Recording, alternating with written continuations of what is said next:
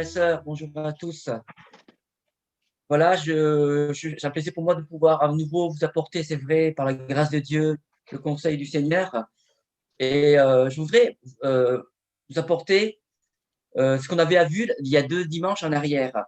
Ce matin, nous avons chanté ce chant qui nous disait euh, c'est auprès de Dieu que je voudrais grandir. Et c'est vrai que ce n'est qu'en demeurant dans le Seigneur, ce n'est qu'en demeurant en lui que nous pouvons grandir, que nous pouvons, c'est vrai, croître spirituellement. Et ce n'est qu'en lui que nous pouvons, c'est vrai, porter du fruit. Et je voudrais, il y a 2 semaines en arrière, nous avons parlé ensemble de porter du fruit. Et je voudrais qu'on relie ce verset, s'il vous plaît, dans Jean, chapitre 15, verset 16. Jean, chapitre 15, verset 16. Évangile de Jean, au chapitre 15, au verset 16.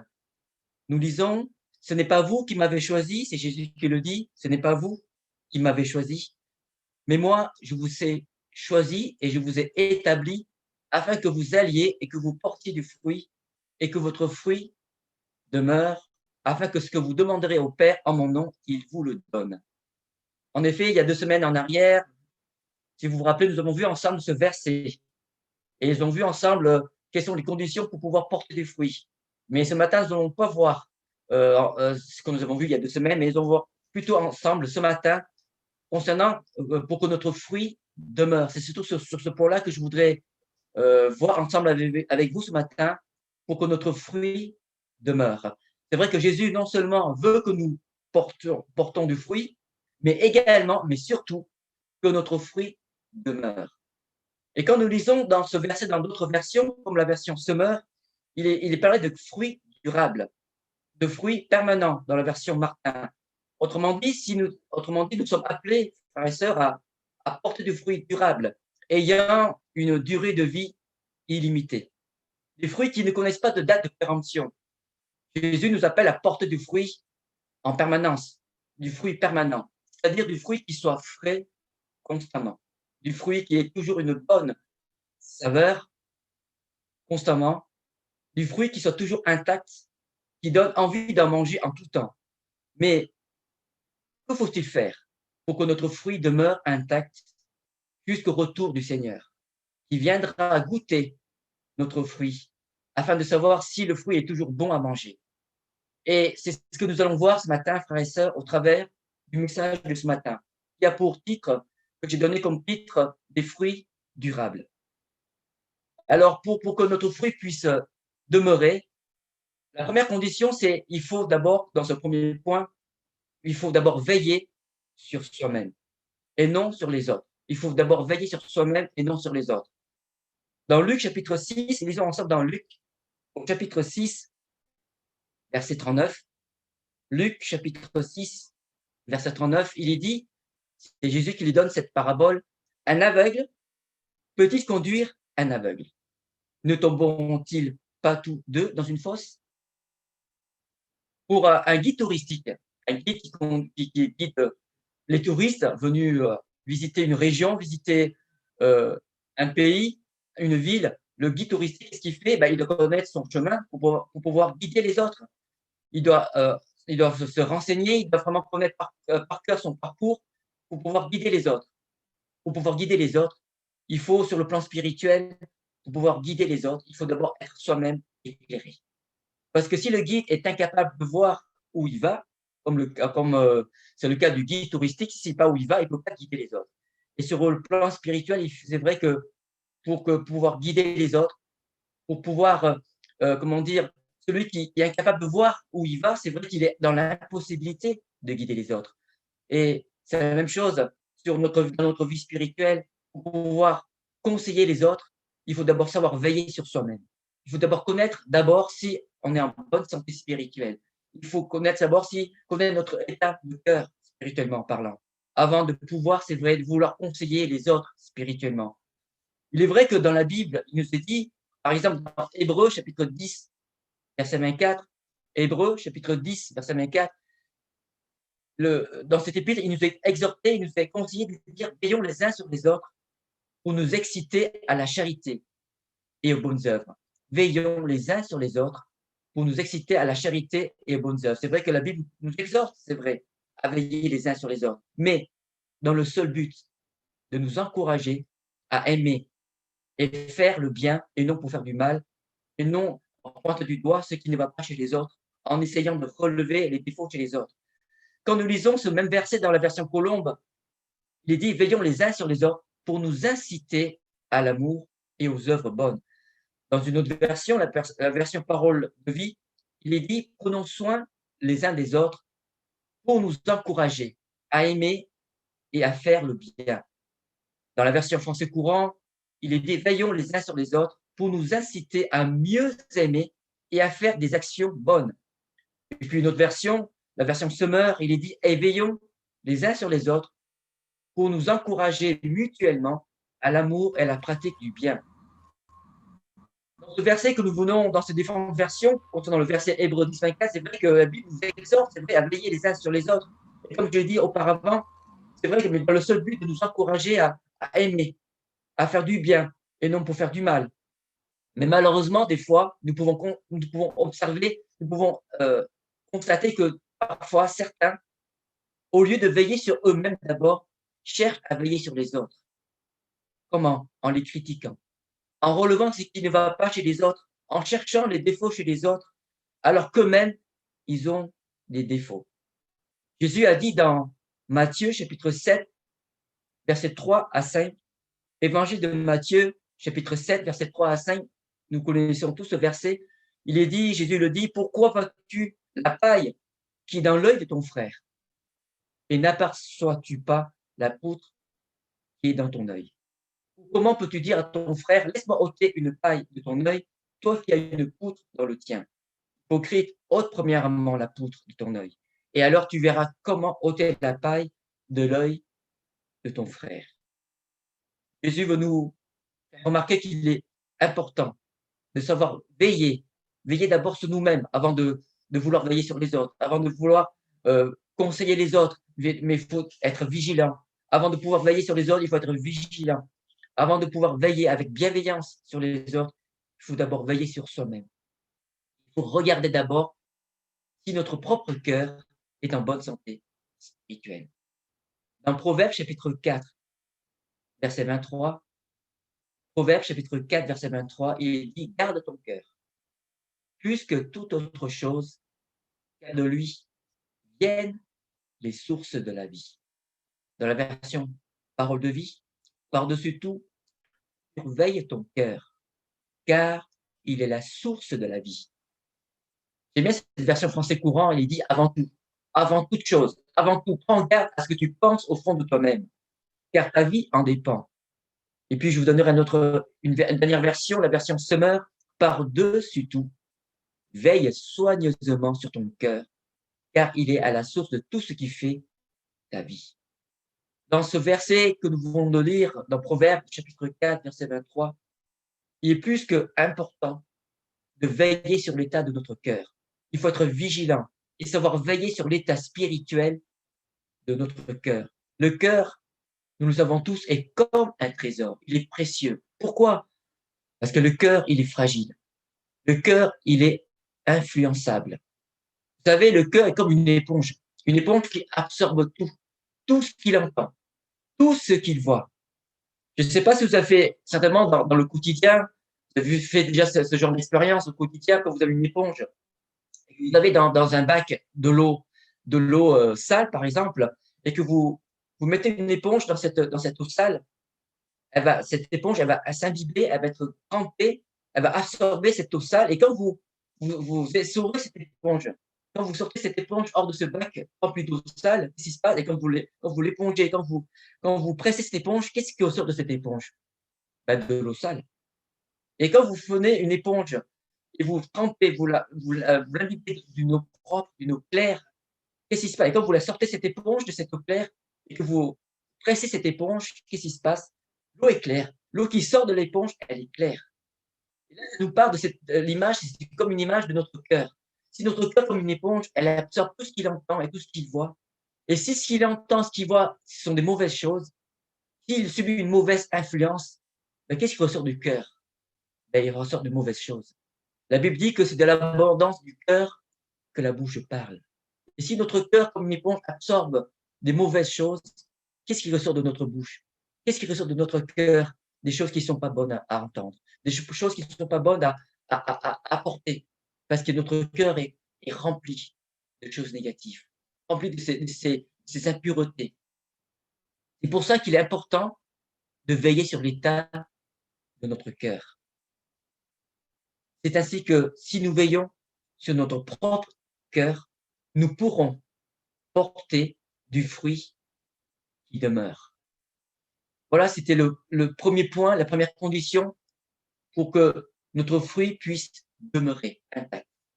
Le deuxième point, deuxième condition, comment faut-il faire pour que notre fruit demeure? Ben, dans cette deuxième condition, dans ce deuxième point, il faut refuser tout compromis. Je voudrais qu'on lise ensemble dans Daniel. Daniel, chapitre 1er, et au verset 8. Daniel, c'est ce jeune homme qui, avec ses 3 autres compagnons, qui a été déporté à Babylone par le roi Nebuchadnezzar. Il a été déporté dans ce pays étranger, dans ce pays où le péché est pratiqué, dans ce pays où on mange de tout, on mange de toutes sortes de viandes, même de la viande impure, des animaux impurs, et certainement des viandes qui ont été sacrifiées aux idoles. On mange de tout là-bas. Et Daniel a été choisi, nous allons lire dans ce verset, au verset chapitre 1er et au verset, on prend le verset 6. On va lire au verset 6 du chapitre 1er dans le livre de Daniel. Premier chapitre du livre de Daniel, le chapitre 1er, verset 6. Il est dit, il y avait parmi eux, d'entre les enfants de Juda, Daniel, Anania, Michaël et Azaria.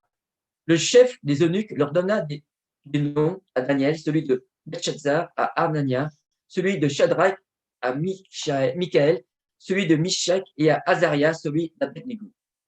Verset 8, Daniel résolut de ne pas se souiller par les mets du roi et par le vin dont le roi buvait.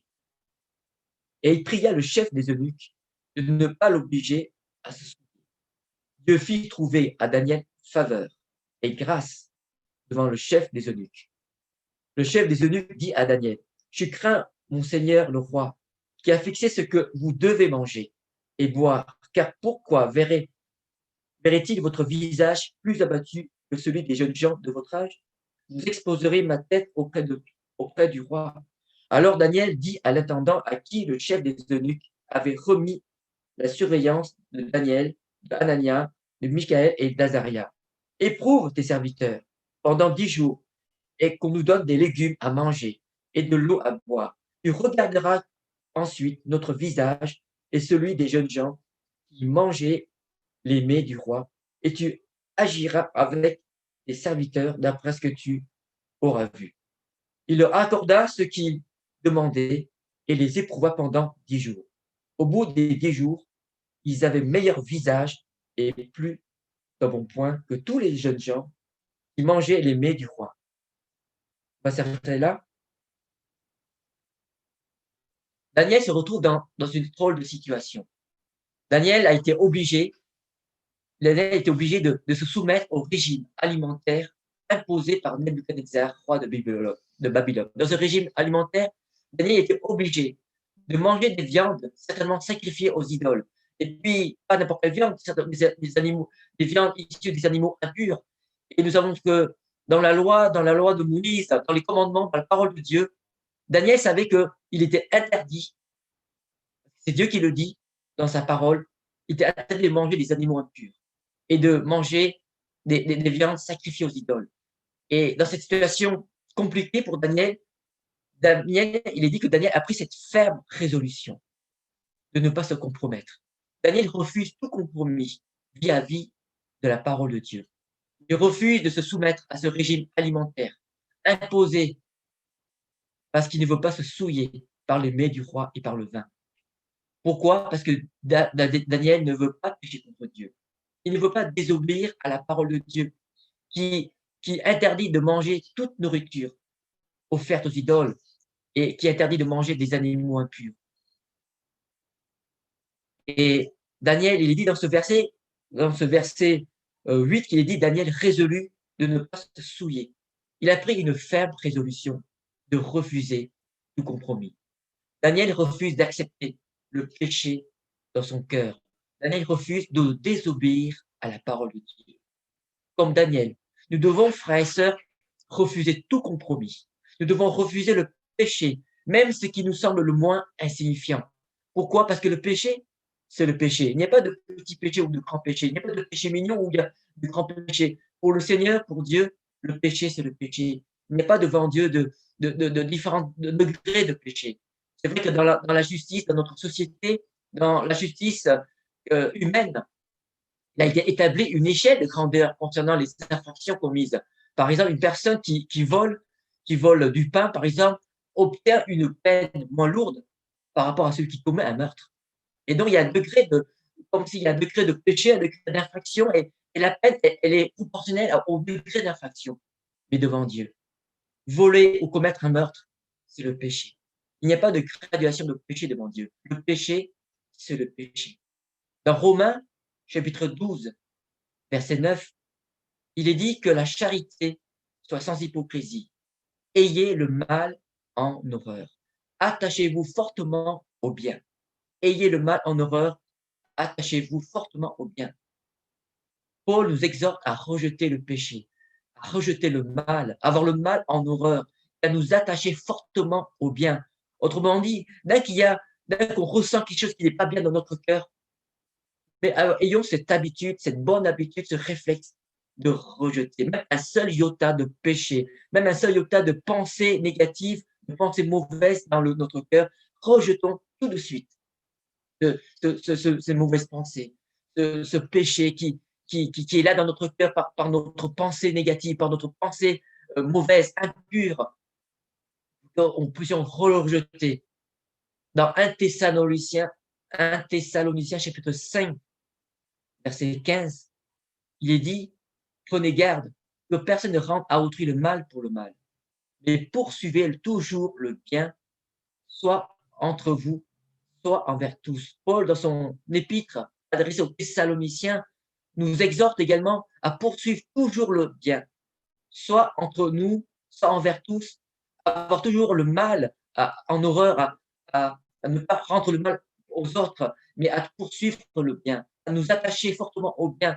Dans le livre des psaumes, chapitre 34, verset 15, livre des psaumes, chapitre 34, verset 15, il dit éloigne-toi du mal et fais le bien, recherche et poursuis la paix.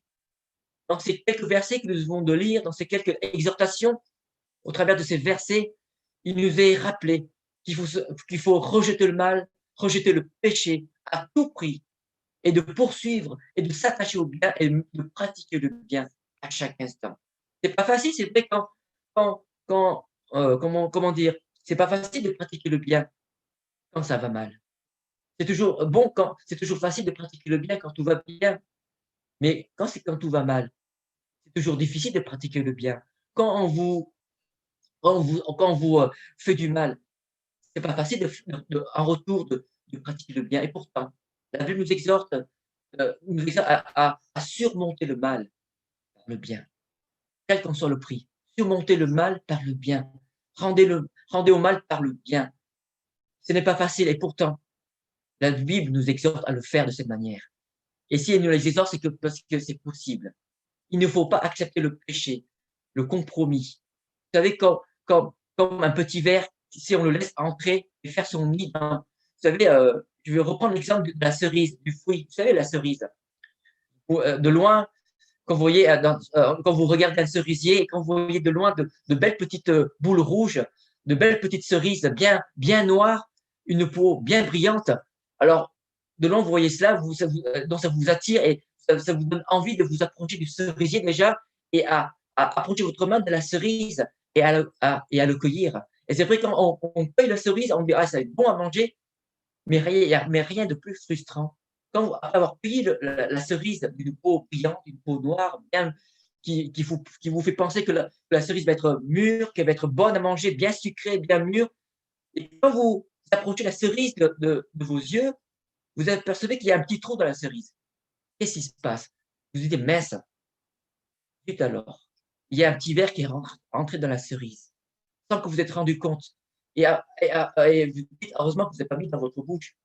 avec précipitation, mais vous avez observé et vous avez pris le soin d'observer cette cerise et dire: «Mince, il y a un verre» et c'est vrai quand vous ouvrez la cerise avec votre doigt, vous apercevez en effet qu'il y a un petit verre qui s'est introduit à l'intérieur de la cerise et c'est vrai qu'avec le temps, si on laisse ce petit verre faire son petit nid dans cette cerise bien belle de l'extérieur, vue de loin, eh ben, qu'est-ce qui se passe? Le fruit, il va pourrir de l'intérieur. La cerise va pourrir de l'intérieur, elle va être perdue. De la même manière, notre cœur, refusons le péché dans notre cœur. Parce que si nous laissons le péché entrer, même si c'est une petite tâche de péché qui est là, une petite mauvaise pensée, une petite colère, une petite rancœur qui est là dans un coin de notre cœur et qu'on va dire: «Oh, c'est pas grave, ça va passer avec le temps». Mais c'est pas le temps qui va arranger. Parce que si on laisse avec le temps, le péché, cette petite tâche, elle va prendre de la place dans notre cœur. C'est ainsi que notre cœur va être rempli, va être infecté par le péché. Je ne sais pas si vous avez fait cette expérience quand on est écolier, quand on est à l'époque, on prenait du but. Vous savez, à notre époque, il y a quelques années en arrière, à l'école, on prenait avec un buvard et puis on écrivait avec un plume, stylo, avec un stylo à encre, avec une cartouche d'encre, vous savez, avec un stylo à encre là. Et puis on a notre buvard. Et qu'est-ce qui se passe? On écrivait. Et des fois, ça fait une petite tache dans le cahier, ou même des fois, ça te ferait faire une petite tache dans le buvard. Et qu'est-ce qui se passe? La tâche, en quelques secondes ou quelques minutes, elle s'agrandit. La tâche, elle s'agrandit. Et le péché, c'est la même chose. Au début, c'est une petite tâche de notre cœur. Mais si on ne fait rien, cette petite tâche, comme sur un buvard, elle va s'élargir, elle va prendre de la place, elle va grandir. Et si on ne veille pas sur notre cœur, si on accepte le compromis, si on ne fait rien pour enlever ce péché, qu'est-ce qui se passe? Le petit péché qui était au début une petite tâche, comme sur ce buvard, il va s'agrandir, il va prendre de la place dans notre cœur. Et c'est ainsi que notre cœur va être infecté et le fruit sera perdu. Faisons attention qu'il n'y ait pas de compromis dans notre cœur. Faisons attention qu'il n'y ait pas de compromis dans notre vie. Qu'il n'y ait pas de petit verre qui s'introduit d'une manière insidieuse dans notre cœur. Faisons attention à cela. Peut-être que certains ont peut-être ces petits verres qui s'est déjà introduit dans le cœur depuis quelque temps déjà. Sans que peut-être qu'on se rende compte. Un petit verre de colère, je ne sais pas, un petit verre de jalousie, d'envie, un petit verre d'amertume, de rancœur, des choses qui sont là depuis des années et qu'on ne savait pas débarrasser. Alors dans ce cas-là, faut pas laisser ce petit verre faire son lit dans le cœur, mais de tout de suite, comme ces versets que nous avons lus tout à l'heure, rejeter le mal à tout prix et poursuivez le bien. Et comment rejeter le mal? En confiant notre cœur à Jésus, en lui demandant pardon déjà, et lui demander qu'il nous vienne en aide. Demandons pardon au Seigneur, déjà d'avoir laissé ce péché prendre de la place dans notre cœur. Demandons pardon à Jésus pour tout ce pour tous ces péchés qui sont là dans le cœur. Et déchargeons-nous de toutes ces choses-là au pied de la croix. Parce que Jésus, quand il fait quelque chose, quand on lui confie notre cœur, quand on lui demande pardon, il est fidèle et juste pour nous les pardonner. Il est puissant pour nous relever. Il nous pardonne, il nous relève, il nous restaure. Notre cœur sera restauré. Et si quelqu'un ce matin qui se retrouve peut-être dans cette situation, qui a dans son cœur un petit verre qui s'est introduit, je ne sais pas quel est le nom de ce verre, mais peu importe, Jésus connaît le nom. Jésus connaît ce petit verre qui s'est introduit dans un cœur. Alors, ne restez pas dans cette situation-là, mais venez à Jésus et demandez pardon à Jésus. Il ne sera pas là pour vous juger, pour vous condamner. Mais son désir, c'est qu'il veut restaurer votre cœur. Son désir, c'est de restaurer notre cœur. Il ne veut pas que nous restions dans cet état de cœur. Quand il voit un cœur qui est dans la souffrance, un cœur rempli de colère, un cœur rempli d'amertume, un cœur qui est en grande souffrance, dans une grande détresse, savez-vous que Jésus pleure? Il ne veut pas intervenir tant que vous ne lui invitez pas. Mais je vous invite à venir à Jésus. Si vous êtes dans cette situation-là, venez à Jésus en toute liberté, en toute confiance. Il ne sera pas là pour vous pointer du doigt, pour vous juger, pour vous condamner, mais au contraire, il prendra un plaisir pour vous pardonner, pour vous restaurer et pour vous relever. Parce qu'il a vu ce petit ver qui fait des dégâts dans votre cœur. Et c'est pour ça qu'il faut à tout prix, sans plus tarder, confier votre cœur à Jésus. Reconfiez votre cœur. Demandez-lui pardon. Venez à lui et il va restaurer votre cœur. Et ainsi, votre cœur sera purifié. Et ainsi, vous pourrez à nouveau porter du fruit. Ce fruit qui va demeurer intact. Il faut, et notre fruit, vous voyez, comme ça, le fruit qu'on est appelé à porter, ce fruit que nous sommes appelés à porter, ce fruit durable, il ne sera pas perdu, il ne sera pas pourri de l'intérieur, parce que le cœur sera restauré. Il faut refuser, frères et sœurs, tout compromis. Il faut refuser et rejeter le péché pour que le fruit demeure. Et puis, dans ce troisième point, pour que notre fruit demeure, cette troisième condition, il faut refuser d'avoir un cœur partagé.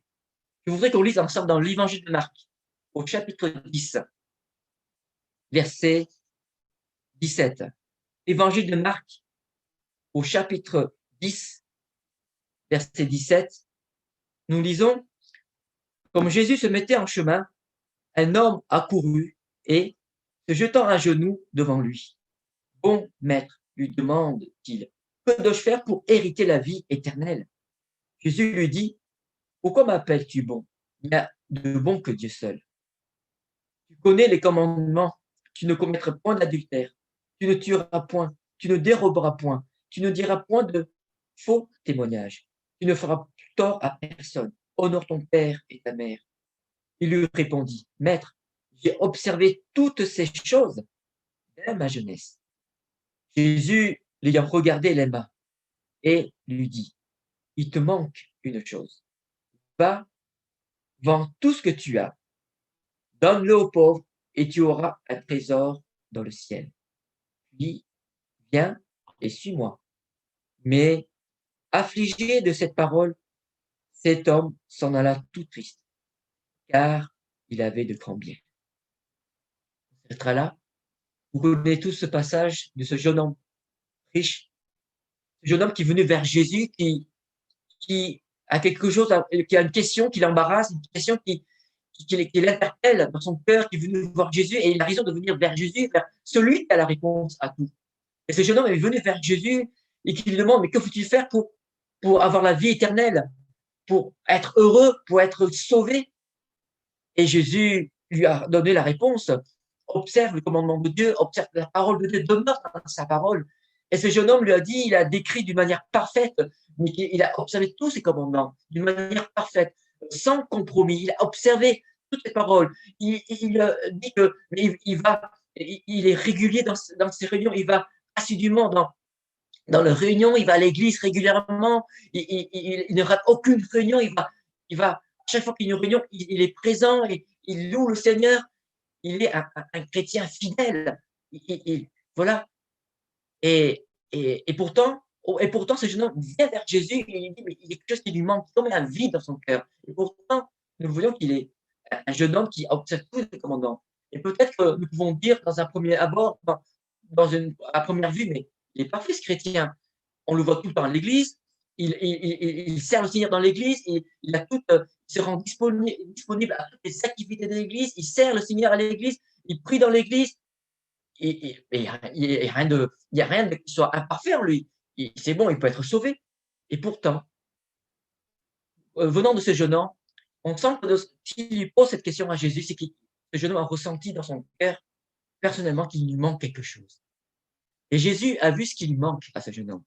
Pas parce qu'il est riche, on peut être riche et aimer Jésus, c'est vrai. Mais Jésus a vu dans le cœur de ce jeune homme, Jésus qui a un regard perçant, Jésus qui ne s'arrête pas à l'apparence, mais qui voit au-delà de l'apparence, qui voit ce qu'il y a dans notre cœur, précisément. Il a vu dans le cœur de ce jeune homme que dans son cœur, il y a cette richesse qui prend de la place. Et Jésus sait pertinemment que ce jeune homme n'est pas attaché, est attaché à la richesse et il n'est pas attaché à Jésus. Ce jeune homme est comme avait un cœur partagé. Il va à l'église, mais en même temps, il est attaché à sa richesse, attaché à ses biens matériels. Et son cœur n'était pas attaché pleinement à Jésus. Et pour remettre en évidence cela, Jésus lui a dit, vends tout ce que tu as. Vends tout ce que tu as et suis-moi. Pas parce que Jésus est contre les riches, mais mais s'il a dit cela, c'est pour qu'il mette en évidence c'est l'attachement de ce jeune homme. Et il est dit que ce jeune homme est reparti tout triste. Il n'a pas répondu à l'appel de Jésus. Il n'a pas accepté de vendre tous ses biens pour suivre Jésus. Pourquoi? Parce que son cœur était attaché à ses richesses. Et il est reparti tout triste parce qu'il n'a pas voulu suivre Jésus. Il a refusé de suivre Jésus jusqu'au bout. Il a refusé de suivre Jésus pleinement. Et dans le cœur de ce jeune homme, c'était un cœur qui est partagé.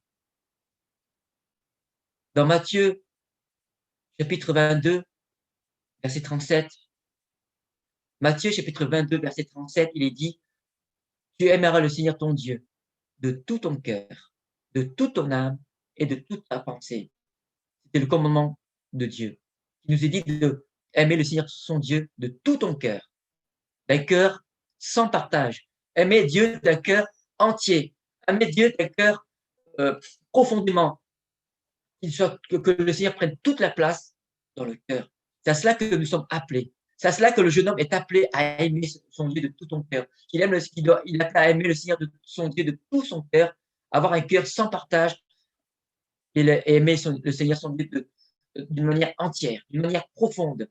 Il faut aimer Dieu de tout son cœur, c'est-à-dire que le Seigneur doit prendre toute la place dans notre cœur. Il ne faut pas avoir un cœur partagé. C'est un commandement qui a été donné déjà dans l'Ancien Testament. On peut le trouver dans Deutéronome, chapitre 6, verset 5, ce commandement qui a été donné au peuple de Dieu, qui est dit, tu aimeras l'Éternel ton Dieu de tout ton cœur, de toute ton âme et de toute ta force. Ce commandement de Dieu qui a été donné au peuple d'Israël, et qui est dit au peuple d'Israël d'aimer Dieu de tout son cœur, d'un cœur entier, qui n'est pas dans le cœur un partage. C'est vrai que Jésus a dit dans sa parole, Jésus a dit qu'on ne peut servir 2 maîtres à la fois. Sans servir à l'un, sans servir à l'autre, mais on ne peut pas servir 2 maîtres à la fois. Et pour pouvoir porter du fruit qui soit durable, pour que notre fruit puisse demeurer, il faut que notre cœur soit entier. Le Seigneur Jésus veut que nous soyons attachés entièrement à lui. Vous savez, vous savez, dans cette image, je vais te donner cette image.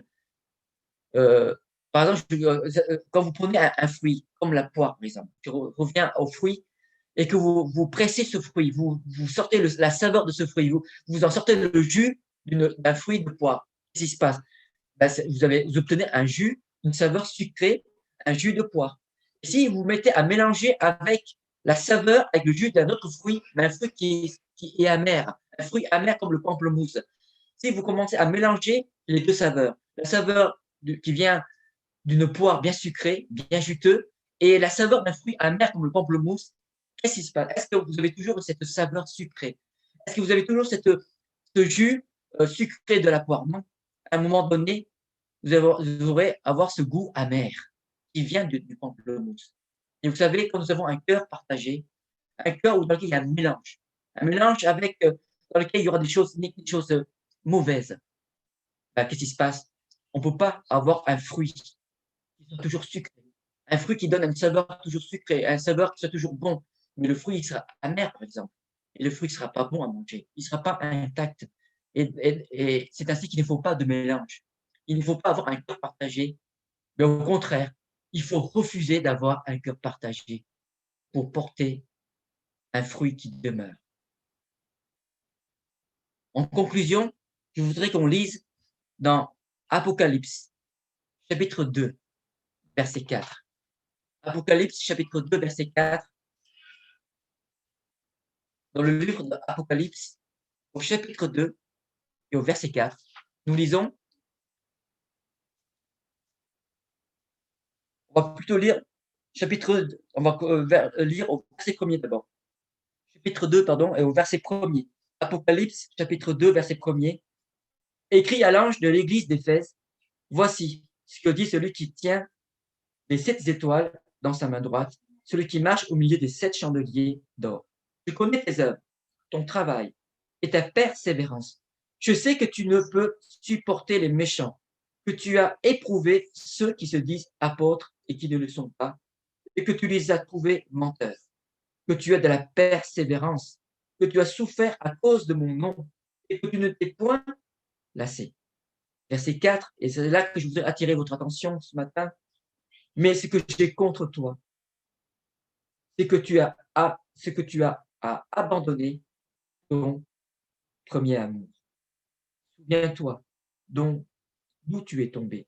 Repens-toi et pratique tes premières œuvres. Sinon, je viendrai à toi et j'ôterai ton chandelier de sa place, à moins que tu te repentes. Amen. On s'arrêtera là. Jésus s'adresse à l'église d'Éphèse. Et dans la description qui nous est donnée de cette église d'Éphèse, on voit une église qui est bouillante. On décrit une église qui sert le Seigneur, qui est plein de persévérance, qui est persévérant dans le service. C'est une église qui a du discernement, comme nous venons de lire. Tu as éprouvé les faux apôtres, tu as éprouvé ceux qui se disent apôtres et qui ne le sont pas. Ils ont du discernement, cette église, l'église d'Éphèse. Tu les as trouvés menteurs. Et que cette église a souffert à cause du nom de Jésus. Et que cette église a de la persévérance. Elle s'est point lassée. Elle persévère dans son service pour le Seigneur. Elle travaille elle produit un certain travail. Et Jésus voit ce travail. Il est dit au verset 2, je connais ton œuvre, je connais tes œuvres. Ce n'est pas qu'une seule œuvre, mais tes œuvres. Il y a plusieurs œuvres qui émanent de cette église. Je connais tes œuvres, ton travail et ta persévérance. Et pourtant, le Seigneur a fait une reproche à cette église, pas une reproche pour la condamner, mais dans le but de la faire revenir sur le droit chemin, dans le but de la relever, dans le but qu'elle réalise qu'elle a oublié quelque chose, dans le but pour la faire réaliser qu'elle a perdu quelque chose. C'est que cette église a abandonné son premier amour. Autrement dit, cette église a perdu ce fruit qu'il avait au début. Quand cette église est née, quand nous sommes venus à Jésus, nous portons du fruit. Nous portons un fruit de ce premier amour. Nous avons aimé le Seigneur. Cet amour qui est bouillant. Quand nous sommes venus à Jésus pour la première fois, quand je suis venu à Jésus pour la première fois, qu'est-ce qui se passe? J'ai eu ce premier amour, cet amour pour Jésus. Un premier amour qui est bouillant, qui est profond, mais avec le temps. Est-ce que cet amour est toujours le même? Est-ce qu'avec le temps, cet amour est toujours le même qui est là et qui fait que nous nous attachons toujours à lui constamment? En tout cas, pour cette église d'Éphèse, ce n'est pas le cas. Ce fruit qu'il a acquis en venant à Jésus, ce fruit du premier amour, avec le temps, Jésus l'a constaté, Jésus l'a fait remarquer à cette église que cette église a perdu ce fruit, a perdu ce premier amour, parce que cette église n'a pas su veiller. Veiller sur ce fruit pour que ce fruit demeure. De la même manière, frères et sœurs. Veillons à ce que nous puissions, que notre fruit demeure. Et pour que notre fruit demeure, nous avons vu ces trois conditions tout à l'heure. Veillons sur soi-même. Veillons que notre cœur ne soit pas un cœur partagé. Veillons à ce que notre cœur veillons à ce qu'il n'y ait pas de compromis, de péché dans notre cœur, pour que notre fruit demeure. Ce fruit qui puisse demeurer jusqu'au bout, jusqu'à ce que Jésus revienne nous chercher, frères et sœurs. Tout à l'heure, nous avons chanté, c'est vrai, ce chant qui nous dit « C'est auprès de Dieu que je veux grandir ». Et nous voulons, c'est vrai, venir auprès de Dieu, demeurer auprès de Dieu pour continuer à porter du fruit, pour que notre fruit demeure. Amen. Prions, s'il vous plaît. Merci à tous de nous avoir suivis. N'hésitez pas à vous abonner à notre chaîne YouTube. Vous pouvez également nous suivre sur notre page Facebook. Pour toute question ou demande de prière, vous pouvez contacter l'équipe pastorale qui se tient à votre disposition via le site internet add-dijon.com. Que Dieu vous bénisse.